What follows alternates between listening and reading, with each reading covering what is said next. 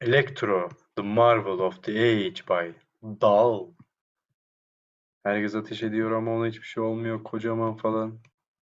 Bunun şu suratından da aklıma Scooby-Doo 2'deydi herhalde. Bu yeşil bir deniz canavarı vardı sanki. O geliyor. Onun kırmızı, sarısı, yeşil de var hafiften.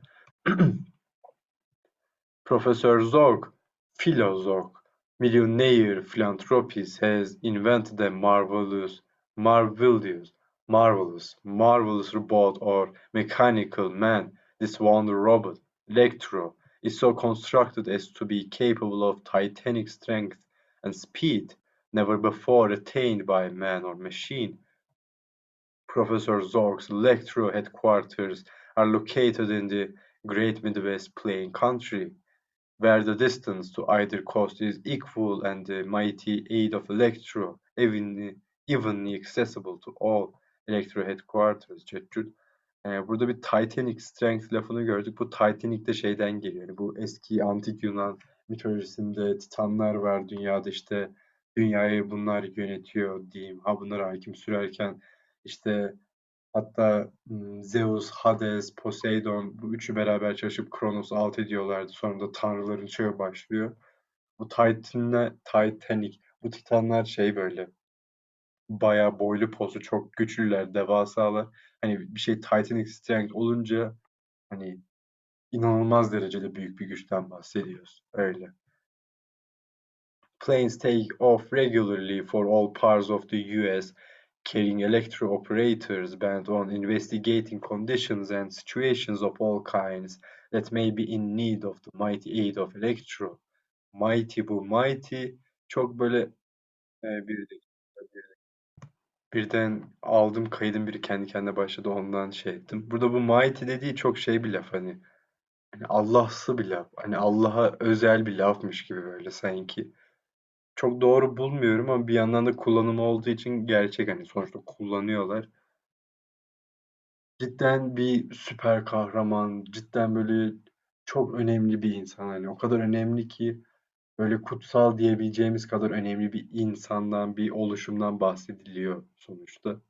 Mighty onun için oraya uygun görülüyor demek ki. Ama çok büyük bir laf aslında. Hani biz çok küçükken babam, hani bu yanlış olabilir şu an diyeceğim ama hani şey olarak yanlış olabilir. Mantıken bir insanın böyle bir konuda uyarması yanlış olabilir. Ama sonuçta babam da beni uyarıyordu ve gayet bu durumda uyuşuyor. Olay da şu. Babam sanki, annem babam yüce kelimesini bizim kullanmamızı pek sevmiyorlardı. Çünkü yüce olanın Allah olduğunu söylüyorlardı. Tamam mı? Hatta bir kere şey hatırlıyorum, işte bir arkadaşıyla konuşuyordu, böyle dolaşıyorduk sanki. Ya şu dağlar da ne kadar yüce falan dediydi. Ben de baba dedim, sen bize yüce dedirtmiyordun çünkü yüce işte Allah'a özgüdür falan dediydim. Aa evet oğlum haklısın falan dediydi. Şey anlatıyorum, hani yüce nasıl böyle, babam hani işte yüce Allah'a özgü bir laf, işte yüceyi öyle normal şeylerde kullanmayı falan diyorsa, bu mighty de öyle bence. Böyle. In his office, aynen uçaklar uçuyor. In his office, Zog receives wires galore.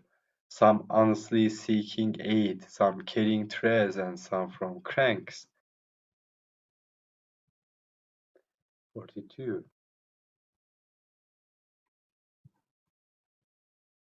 He speaks to his secretary. You know, Wilkins, I've been receiving a great many wires from various straight-thinking citizens, asking that I do something to help overcome the evil of dope running in the country. I'm indeed dismayed at the sinister hold this monstrous business has on the nation. I shall do all I can to crush this devilish racket. This can only be accomplished through the mighty power of Electro. The complete staff of Electro operators is summoned. Man, man, olayı da adammış. We have a huge task before us. The future of our nation depends upon the complete destruction of the vicious dope syndicates operating throughout the country. Burada güzel bir nokta denk geldi bence. Benim bildiğim Avrupa'daki ülkelerle falan bile kıyaslayınca Türkiye kadınlara işte seçme seçilme hakkı veren ilk ülkelerden biri. 1932 miydi? Yanlış hatırlıyorum lütfen. Neyse ama bazıları o kadar böyle gecikti ki 1950'ler, 60'lar, 70'lere kadar falan gelmedi benim bildiğim. Şimdi şu an 1940'tayız. Yani gayet hala erken sayılacak bir yıl bence. Eğer kadınlara seçilme hakkı veriliyorsa, yani iyi anlamda diyorum. Yani verilsin ama vermiyor çoğu ülkeler falan. Şey diyeceğim. Hani men diye konuşmaya başladı. Burada sadece adamları görüyoruz falan. Diyorum ki ben bence Amerika'da hala kadınların seçilme hakkımsı bir şey yok. Bu da onun güzel bir işareti hatta. Men. We have a huge task before us. The future of our nation depends upon the complete destruction of the vicious dope syndicates operating throughout the country. Your jobs shall be to locate the heads of these rackets and in all of our major cities and summon Electro. The rest is comparatively easy. İşici büyüdü. Motors roar as planes take off in the biggest venture for law and order ever undertaken. Meanwhile, in a special vault awaits Electro, the marvel of the age. Arriving at his assigned city, building Electro Operator No. 7 der miyiz acaba? Şu no'dan sonra nokta geldiği için. Lands his plane at San Francisco Airport bence olmuyor. Yani 7th demiyoruz. TH gelmiyor. 43. Dunn immediately goes to police headquarters where he interviews the chief of narcotics squad, Detective Riley. We're up against a tough proposition. Here, the dope rackets have been flourishing lately. Have you any idea who may be the ringleader? Yes, the big boss is known as the Voice. He has never been seen, not even by his own henchmen, Kaiser Soze. His peddlers are reported to take orders only through a special built broadcasting appliance. You mean he works only through a loudspeaker? Exactly. His orders are conveyed to his gangsters solely through this loudspeaker, and we have never been able to find its location. With great determination, Electro Operator Dawn determines to overthrow this dope lord. I break this racket if it's the last thing I do. While prowling about in Chinatown, he is attracted to a suspicious-looking Oriental. Beady eyes dart about as if awaiting someone anxiously. Çinli birini çizmişler ve güzel çizmişler bence. Convulsive tremors shake his emaciated frame, obviously a dope addict. A tall Chinese passes by head and coat partially hiding features. Don sees a small packet furtively pass into the eagerly waiting hand. Tırnaklar falan nasıl uzun lan öyle? 644. Deciding on quick action, Don hurls himself in a flying tackle at the peddler. Quick, tell me where you receive orders and junk supplies, or I'll break your arm. No hurty me, please, mister. Me tell. Tunnels lead to the darkest street in all sinister Chinatown, and up a winding, creaky stairway. A knife flashes by his ear. With a quick swing, he stuns the would-be assassin. Hastily in the dim hallway, Dun changes clothes with the unconscious Chinaman.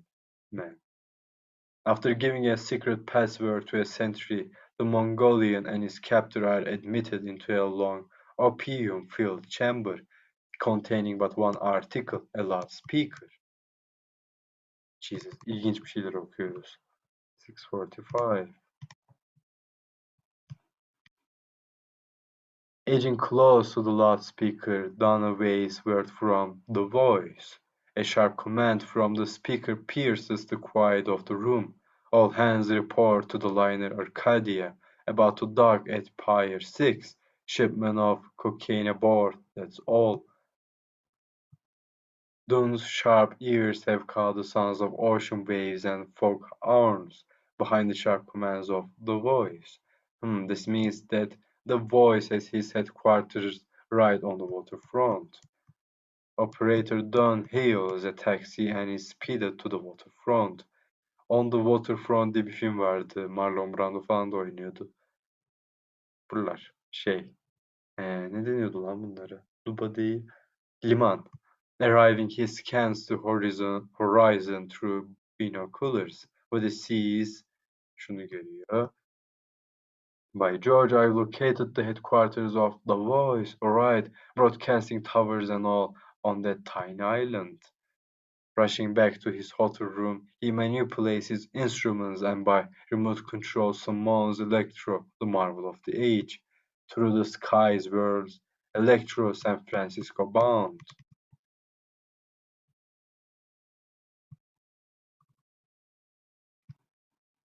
The Wonder Robot arrives shortly over San Francisco. Operator Dunn sees clearly the robot's progress on his television screen. He steers Electro to the island headquarters of The Voice.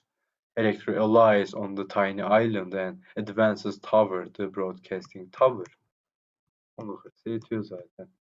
With one gigantic sweep, he crashes the tower to the earth, next attacking the brick building, tearing apart brick walls like toy blocks. Within the building, Master, we are at the mercy of some terrible monster. I shall soon meet my honorable ancestors, I fear. Facing imminent danger, the dog Çar. Bu Rus çarları cızardı bence. Loses all courage. We must flee anywhere only to get away from this devilish contraption. But flight is useless as Electro completely demolishes the Dobb's stronghold. The two terror-stricken racketeers are picked up like feathers. 47. On his television screen, Operator Don sees everything and sends his commands into the microphone, which controls Electro's slightest motion. Without ceremony, the Voice and his lieutenant are ignominiously dumped on the police headquarters steps, where officials immediately take charge. Dune telephones Detective Riley. Your worries are over, Riley. The Voice shall speak no more thanks to Electro. Meanwhile, in other cities, fellow operators have likewise been busy. Electro is summoned to Chicago. Electro crashes into a fake garage used as a hideout for distributing narcotics. Tearing out a trapdoor, Electro reveals an underground cache. What the blazes, let him have it, man. Machine gun bullets rain against Electro's invisible frame. Invisible frame. It's inhuman, we're trapped. Yani 48. Another armful of dope runners find their just destination, a jail cell. In Philadelphia, a smuggler boards his plane carrying a small fortune in drugs. The plane has no sooner leveled off than Electro appears against the horizon. Seeing the pursuing super machine, the smuggler presses his plane to the limit. "You guys, 200 miles an hour, and he is still gaining."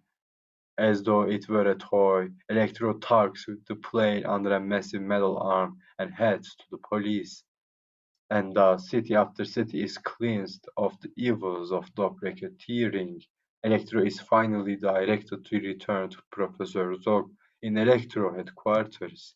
Electro returned to headquarters. The President of the United States sends a buyer to Professor Zog, and it gives me great pleasure to offer you the thanks of the entire nation for the wonderful work of Electro, signed the President. While safely back in his vault is Electro, the marvel of the age, waiting the next call to action. Follow the action-packed adventures of Electro, the new strip sensation in the next issue of Marvel Comics. Okay bro. Ferret. Hadi görüşürüz.